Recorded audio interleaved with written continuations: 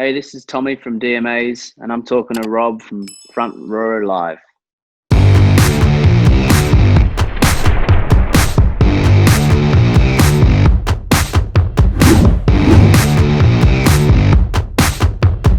Tommy, what's up, man? Definitely excited for this new album that's about to drop, The Glow. And before we jump into the album, I'd like to talk about, how when listening to Silver, your voice kind of gave me this nostalgic vibe of like Liam Gallagher meets Brian Molko from Placebo. Like there was just like, I don't know, it was just so nostalgic at the same time. Can you talk to me about your voice and how you kind of discovered your sound and yourself as a singer? Well, when we first started the band, I had never sung before. I'd never really performed at all. So when I listened back to the first record and I listened to our newest record, The Glow, I can really hear how I kind of over the years have discovered my own sound. And yeah, it's just a part of me that's kind of grown. And working with Stuart Price on this record, he really kind of pushed me in areas where I usually wouldn't kind of go. And yeah, I guess I'm super proud of how the vocals do sound on the album. And yeah, it's just kind of, it's really nice to kind of listen back and over the years from the different works you've done and see a progression. As you mentioned, like you kind of discovered yourself in a sense over the years. As you discovered your sound and your voice, did that kind of help you improve your songwriting as well, or do you feel like your songwriting helped your vocals and your voice improve? Oh, I think they work together. I definitely kind of in some ways when I'm kind of writing melodies, kind of try to go to different levels now because I know like my vocals can kind of go to these places where I was much more timid when we first started. I didn't have as much confidence. So I guess with singing, a lot of it is about just being confident to explore yourself and try different things. But as far as where the vocals kind of curate your melodies, I think they work kind of together, and you kind of, as a band, grow, and as a musician, grow together at the same time, I think. In your previous records, you guys produced your albums yourselves, right? Yeah. And then now you guys brought in a producer, Stuart Price. Yeah. What made you guys want to bring a producer in for this third album, and what was it about Stuart Price that you guys chose him to be the producer? Well, we thought it was time that we kind of worked. I mean, we worked with producers on previous stuff, so we kind of had delved into that side of things. But I just thought that it was time that we kind of worked with someone else and kind of started exploring kind of different styles. And Stuart was definitely a person that we all kind of really liked when we first met him. We were familiar with some of the stuff he'd done with New Order and the Killers, who I'm fans of, massive fans of both those bands. And then, he's also done stuff with Madonna and Kylie Minogue and stuff. So I guess having that pop aspect to his repertoire was something that we wanted to explore as well. The first record was a garage rocky album. The second one was, kind of a little bit more anthemic, but we wanted this third one to just be like, we just wanted to take it as far as we could. And yeah, Stuart Price was definitely the right choice, and he was just so cool to work with.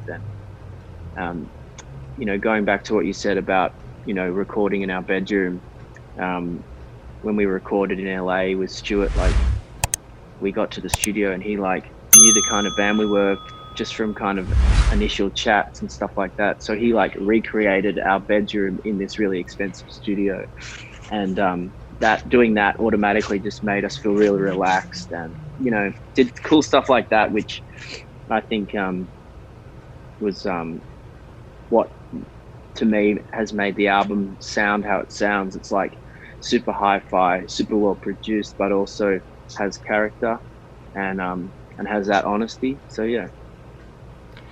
Do you guys feel like the fact that it was recorded at Westlake, like it changed the vibe of the record, or would it? I mean, did location kind of matter at all? Well, I we've never recorded overseas, so that was a real fun experience for us. Um, so I guess in looking back to recording and the memories we have, that has made it really special. Whether or not it affected how we recorded is something that I think was maybe just subconscious. I don't think we kind of purposely tried to make it sound American or anything like that. But yeah, being in a different city and just soaking up the environment, I'm sure did have its kind of its influences, I guess. So you know, And it's eating like the food and all that kind of fun stuff. so going overseas to record an album must be expensive. So did that kind of add pressure to this recording process because it was more money being spent at the same time, or were you guys? Did that not matter at all because you guys were all ready to? You were prepared to record this album. Yeah, it's an interesting question. That whole money thing for us, that's not something that um, gives us pressure. I think what would give us pressure more is, the fact that our fan base is so much bigger now. I think the pressure we put on ourselves is to make music that will, our fans will like. Um, how much money was spent on it and stuff. I can't say that I really thought about it too much, to be honest. And going into a really fancy studio like that can sometimes put strain on vocalists, particularly who's like are conscious about their health and how they're sounding and stuff. But as I said, Stuart just created a really cool, calm vibe. So it really was like recording in our bedroom, to be honest. Yeah. Just So with talk. like $1 million worth of gear and all that kind of stuff. So talk to me about the 11 tracks that are on this album. Like, what is it about this body of work that you felt was appropriate for this album, The Glow? Um, yeah, so around the time when we kind of decide to make a new record, we go to our SoundCloud link and it's got like demos that we just throw in there every few weeks. It's not like when we make an album, it's not like doesn't have any particular themes or anything. We kind of it's kind of where we're at that point in time. So when we kind of looked at this SoundCloud link and started shortlisting all the songs for it, I guess we wanted to pick songs that we knew was melodically ready and that Stuart could kind of explore sonically too. So that's why we kind of did lean to some more dancey tunes, because we knew we were working with one of the best dance producers around. So yeah, that kind of thing, I guess. But yeah, some of the tunes are like, Silver, you mentioned before, like the chorus was written in pre-production, but the bones of the song was written very early on in the band's life.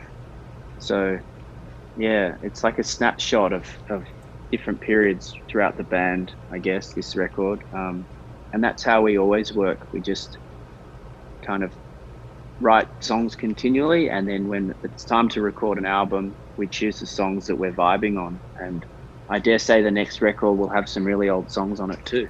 And I guess that's what keeps it DMA'S, I guess. Were there any songs that got started in the studio once you guys came to work with Stuart?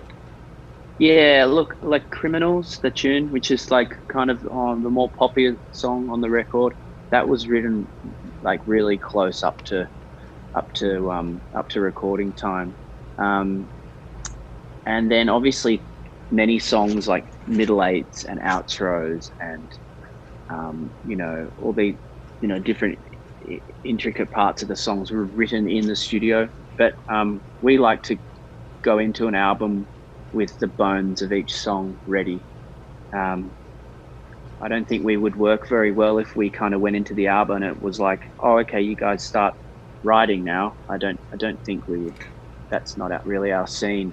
It works for some other bands, you know, they get creative in the studio and start from scratch, you know, but we like to go in with a bit more of an idea where we're going, you know. So I think the money pressure would happen if we went into the studio with no songs written. So I guess that's why we didn't feel pressured. You guys are smart about it. Yeah. So the fact that you guys for this album, it's more, as you mentioned, it's more of a poppier, dancier kind of song record. Did that add any challenges as far as the recording process, whether like instrumentation or even the way that you kind of delivered your lyrics? Yeah, I guess so. I think it was challenging when we were mixing the record, not so much tracking, but mixing it and knowing like what kind of synths we wanted to bring forward, and also still paying homage to our love for rock and roll guitars. And I think when we were mixing, I remember for a lot of tunes, you know, there'd be a lot of back and forth going, oh, we still need the acoustic up, or the riff up, or, you know, that kind of stuff. So I guess that the dancier kind of songs and that kind of thing, when we tracked them, was super easy and super fun. And I felt like I didn't really need to change how I delivered stuff because of that. But I guess in mixing, that's when we kind of really kind of had to kind of delve deep into the tunes and try to pick out what parts of the instrumentation that we wanted to, you know, bring forward. We had a few arguments over the course of that, but I don't think it'd be a good album if there wasn't any arguing, to be honest. Do you guys feel that Stuart challenged you guys in any way, like getting out of your comfort zone, or, you know, just how did he make you guys a better musician, better artist during this recording process? Well, you know, no idea was a bad idea with Stuart, and, you know, if you brought something to the table, you might think it's just like a little idea, and he might be, no, take that further. And then he would like kind of push, whether it be a vocal melody or a guitar riff or even just a synth sound, he would always get you to kind of take it to the furthest place, and then kind of, if it needed to come back, which more often it did, kind of bring it back. And then, so I guess like in that way it was quite challenging, because a lot of ideas we brought to the table were pushed, you know. And I think that's where the best stuff happens in the studio, is when you just go for it, and then, you know, you see what sticks.